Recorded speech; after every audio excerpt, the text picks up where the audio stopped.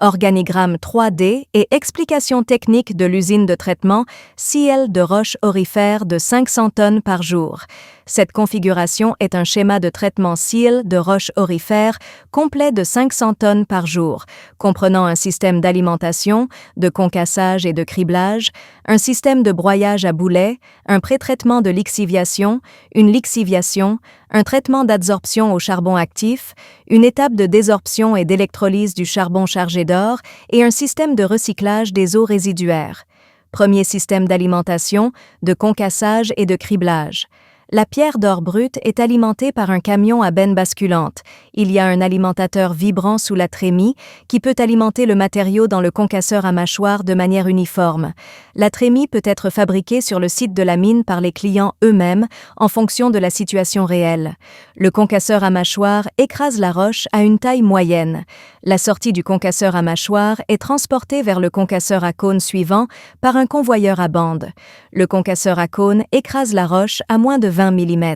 La sortie du concasseur à cône est transportée vers le prochain tamis, vibrant par un convoyeur à bande.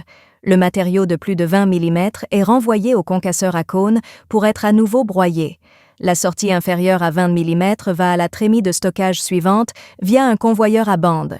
Il y a également un alimentateur à vibration électromagnétique sous la trémie.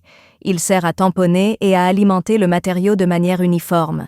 Transporter le gravier fin vers le broyeur à boulet par un convoyeur. Deuxième système de broyage du broyeur à boulet. Le broyeur à boulet permet de broyer le gravier fin en poudre fine pour libérer l'or intérieur de la roche. Afin d'atteindre le meilleur taux de lixiviation et le meilleur taux de récupération d'or, le processus de lixiviation nécessite généralement une taille d'alimentation de 90% de 200 mèches. Nous suggérons donc d'utiliser un broyage par broyeur à boulet en 2 étapes. La sortie du premier broyeur à boulet va au classificateur en spirale pour le classement. Le sable grossier du classificateur reviendra au premier broyeur à boulet pour être à nouveau broyé. La boue de débordement est de petite taille et de taille fine et sera pompée vers l'hydrocyclone pour obtenir 0 à 200 mèches. La boue de sous-verse du cyclone ira au deuxième broyeur à boulet pour être à nouveau broyée pour obtenir 0 à 200 mèches et la boue de débordement de l'hydrocyclone est de 0 à 200 mèches ira à l'épaississeur. La boue de sortie du deuxième broyeur à boulet sera également pompée vers l'hydrocyclone. Troisième pré-traitement avant lixiviation. La boue de poudre fine de 0 à 200 mèches de l'hydrocyclone alimentera d'abord un écran de sécurité pour filtrer certains déchets.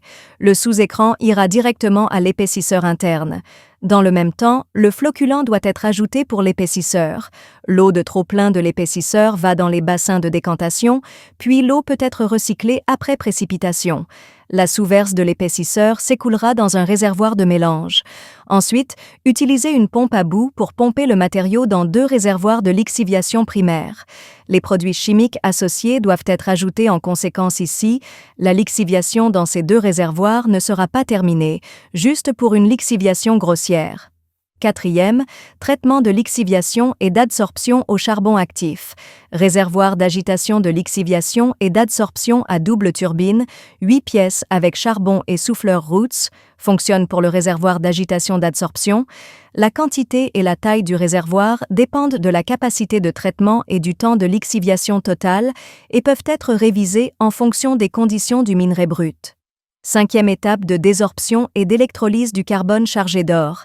Le carbone chargé d'or sera transporté vers un tamis vibrant linéaire pour éliminer les déchets.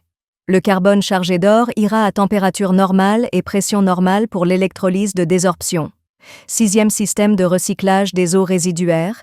Les résidus des réservoirs d'agitation par adsorption iront d'abord vers un tamis vibrant à doublure pour tamiser le carbone.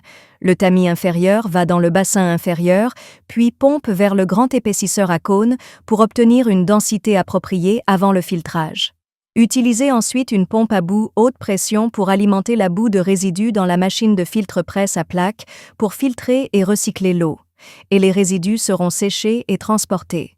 Si vous n'avez pas besoin de recycler l'eau et de faire des résidus secs, tout d'abord, mettez de la poudre de blanchiment dans le réservoir de boue de résidus pour traiter les produits chimiques acides, afin de réduire l'influence chimique sur l'environnement, puis les résidus peuvent être évacués loin par canal.